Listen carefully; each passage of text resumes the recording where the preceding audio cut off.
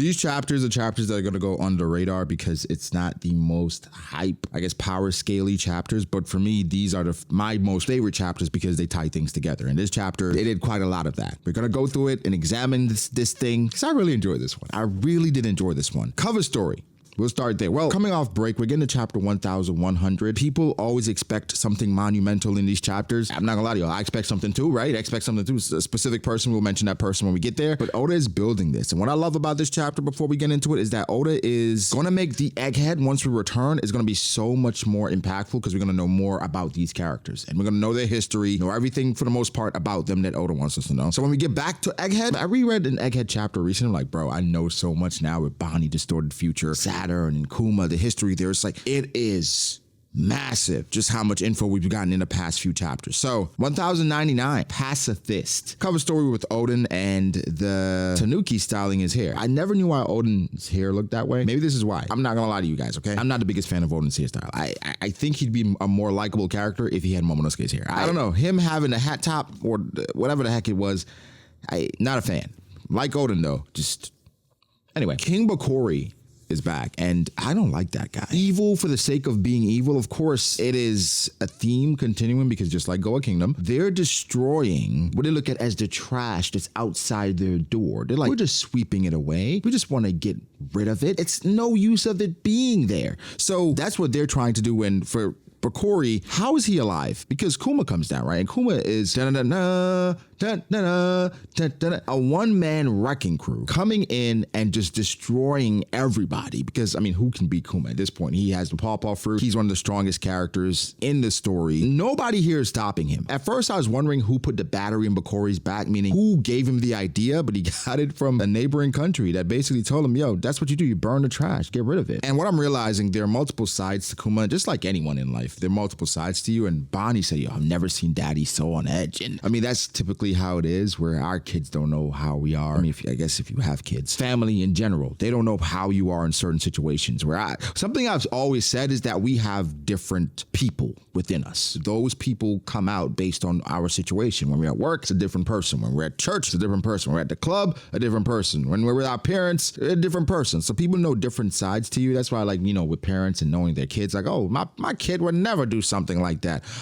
Oh, you don't know your kid. Bonnie's never seen her dad like this. And Kuma, he has to bring that out. It's like a little demon inside because he has to combat these devils that's trying to rid his country, his people, of their homeland. And so obviously we're not mad at it and get King Bakori out, but how is he alive? Kuma, I think, looking at it, unleashes the biggest Uzi shock that we've seen thus far in the story. They call him a one-man revolution. And now the story begins of how Kuma becomes the tyrant. The tyrant. And as I've been saying all along, never believe anything the story tells you. Wait till it happens, because it's always going to be mired in some inconclusive BS that the story has to flesh out, considering how One Piece has been going for the past few years. Things are never as they seem. My perception completely changed about the story when we saw Whitebeard connected to all those things. I was like, okay, this man is the strongest man in the world. Something is wrong with the world then. Come to find out, oh, he actually is not anymore. He has fallen off, for lack of a better term, because he's gotten old and he's also sick. But that doesn't mean he's not strong. Strongest man in the world, though? We got the title. Not saying all titles are fraudulent. Not saying that. Just don't believe everything you hear.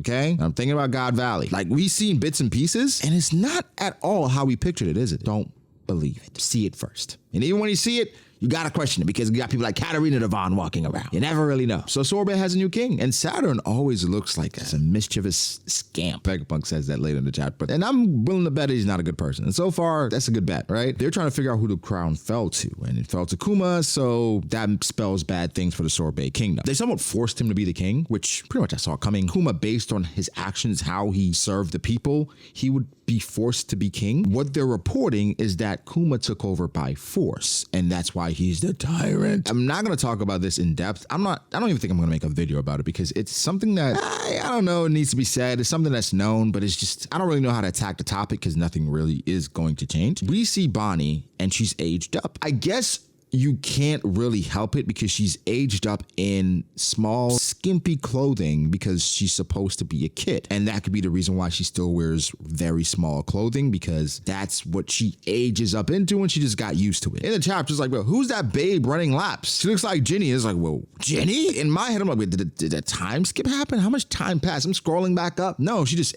ate a fruit they did not know. And I'm be honest with you guys, I'm surprised this doesn't happen more often. You're just eating, I mean, you don't know, it's mixed in with something, they cut it up, you don't know. I mean, it would be interesting if she always had the fruit. She's 10 now, I think, right? And she's not even 10 yet. And I would think she's been in water, but she hasn't been outside that much as well. I don't know. Either way, she already has her fruit. Oda is saving it to reveal how she got her fruit, or he just might reveal it in SBS. So fingers crossed. But it's still a very weird sequence, considering that we know Bonnie is 10 or not even 10 at this point. And so I don't know, it's something that I'm like, okay, let's just move right past that, because it's manga magic, so we really don't know how the fruit works. We know that she's not 10 yet. She hasn't lived 10 years, but then for clones, they don't gotta live 10 years, they grow. Either way, this is a completely different topic. Let's just move right along what we know, and we're just gonna leave it there. So something else that revealed itself in this chapter is the devil fruit book that one of the old men had. He said this could be the age fruit, and we look at the book, we say it's a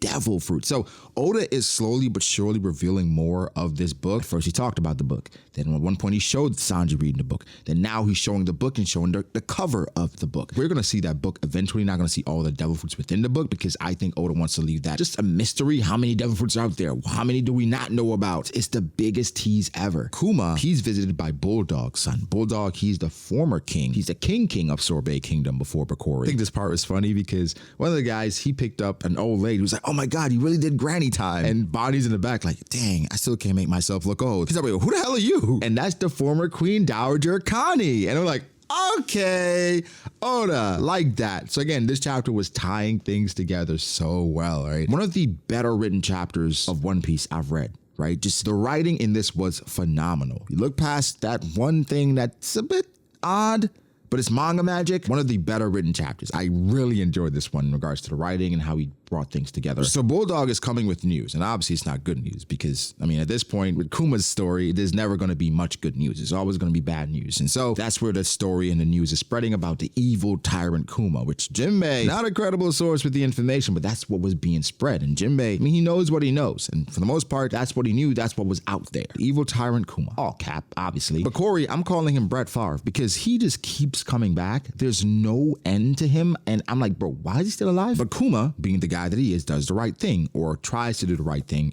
No, he actually does the right thing. He steps down. He says he has to leave the country because, well, with him being tied to it, he's now going to be labeled a pirate, and who knows who they might send after him. And so Bulldog is asked to take over the country, and then they're asked to take Bonnie in, and that's how Bonnie lives with the Queen Dowager Connie. That's why she mimicked her. And so with them, that stabilizes the country. That's why they're now invited to the Reverie, because they're not Kuma, so just retake the country. Now, something that I was scared about is Bakori coming back and taking the country, but Kuma, he took care of that. He goes to sea and he meets the Armada, right? And then, of course, that's what the narrator says. Of course, he sinks the entire Armada, right? Just they're so confident of his strength that the narrator is saying, hey, come on, like nobody there can contest with him. But Bakori, I hope he's dead. Oh, they're still hiding the bounty. Does not show Kuma's bounty, but they're saying after that, he's branded a pirate. Because, and not by choice, but just the way his life has played out. Now, Bonnie, she misses her dad. That's who raised her. That's all she's known. You see her interacting with the Queen Dowager and all those people that are trying to help raise her. But what I absolutely love about this chapter, my favorite thing about this chapter, is Oda showing us all the places that Kuma is visiting. But do you know what the true beauty of this chapter is? It's almost like coordinated fate, because Kuma is visiting all these places that he sent the Straw Hats to. Every single place. We don't see a few places. The places Kuma visited, the Bourne Archipelago, Raigana Island, Tequila Wolf, Skypiea. He went to all these places, and it makes more sense why he sent the Straw Hats where he sent them, because he probably established relationships at all these places. Probably did research on the Straw Hats before he went to Phillip Bark or even after. And so when he met them at Sabaody, he actually saved all their lives and sent them to places that he think would benefit them the most based on where he visited. Bro. If that's not peak, then I don't want to be a widow. Okay, we'll work on that one. We'll We'll work on that. All his travels, though, were fueled by Bonnie being sick. And so when you think about his life and his impact on the Straw Hats, all that would not have happened if Bonnie did not get sick, if Ginny did not get captured, if Kuma did not live in a church with Ginny, if Ginny did not decide to live with Kuma. So many things had to happen for the Straw Hats to end up in Sabaody with Kuma and with his experiences, with his sacrifice to save them. Bro, do you understand the idea of this coordinated fate? Of course. You can break immersion and be like, well, that's just a story, bro. Things work. But this is marvelous stuff right here. I love it. Now, people are speculating. Dragon's black ship, right? All black ship. Is this the guy that's sailing with the final poneglyph? And, it makes sense if Dragon is the one that would take the final poneglyph to refuse or refute people from becoming the Pirate King. But I don't know. I just don't feel like it's Dragon. Like, yeah, there's whirlpools around it, which would make sense because we believe he has a wind devil fruit. This chapter adds to it as well. But the pitch black ship, I think Oda's trying to throw us off. The ship looks cool as heck. I mean, who made that ship? Who's that guy that did that? But we see some faces that we recognize. Morley, Bello Betty, right? Bello Betty, and she's all over Kuma. Now, I'm questioning it because I'm like, are you all over Kuma because you were trying to get Ginny's spot? Are you all over Kuma because Kuma got that Saint Riz, But I like Dragon's cheekiness, right? He said, Kuma, how you been? I hear you been wearing many hats, right? King, tyrant, pirate, I don't know who you are, It's funny because Kuma's like, people change. And I love their interaction. But Bello Betty's still just all on Kuma, like, nobody would take that seriously. Come on. We don't believe that. But I love the respect there. And this goes back to people talking about Dragon being a fraud. You're a fraud for even thinking that because Dragon, how could he be considering his journey and his goals? He was so respectful of Kuma. He said nobody will take lead of those forces without Kuma's blessing. Think about how long Ginny's been gone. Nobody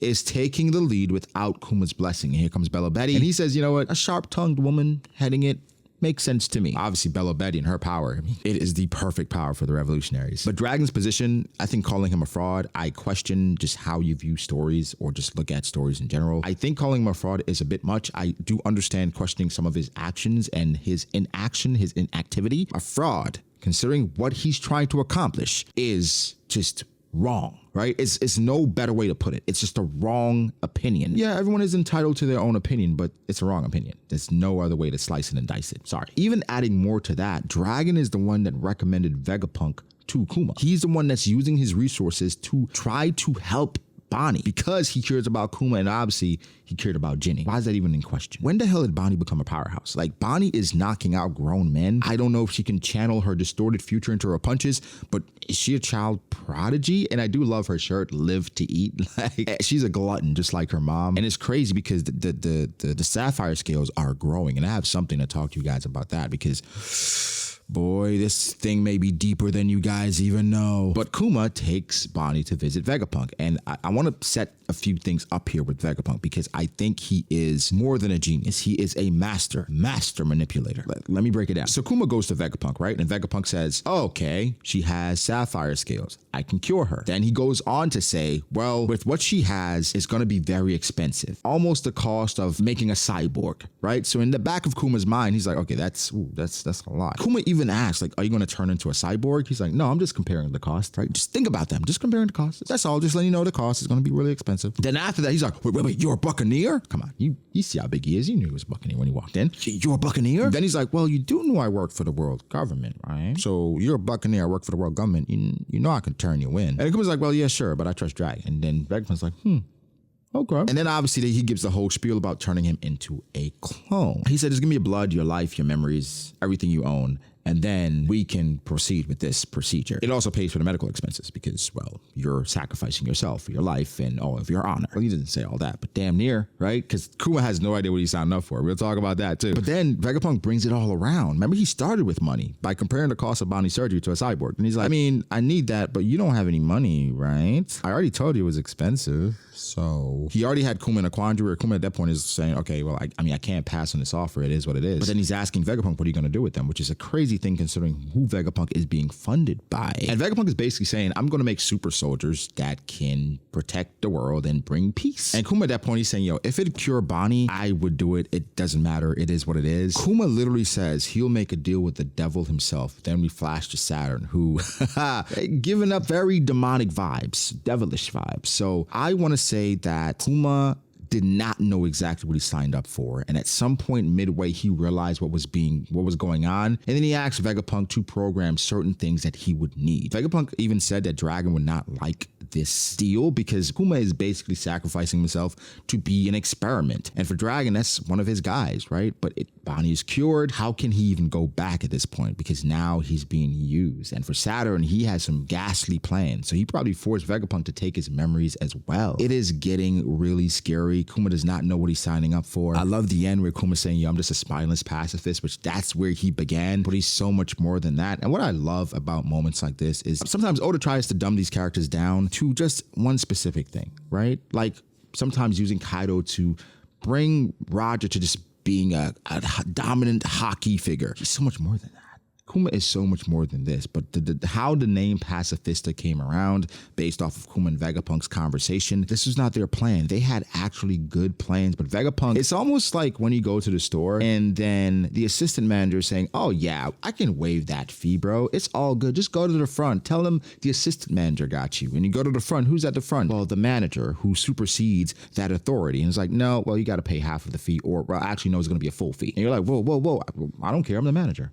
And I think Vegapunk, I don't think he understands, or maybe he does, he's just being manipulative. You don't have the final say in a lot of this. You work for the world government. My boy, you have people to answer to. So it's a bit misleading. I don't know what the situation was at this point, but Vegapunk literally says, you know, I work for the world government, right? The more I read the chapter, the more I like it, the more I enjoy it because it is encapsulating what it means to be a One Piece fan. Kuma and his story is what I've been waiting for. He's catapulted to a top 5 One Piece character in my mind.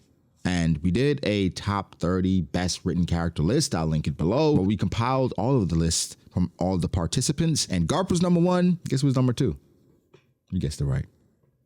Kuma.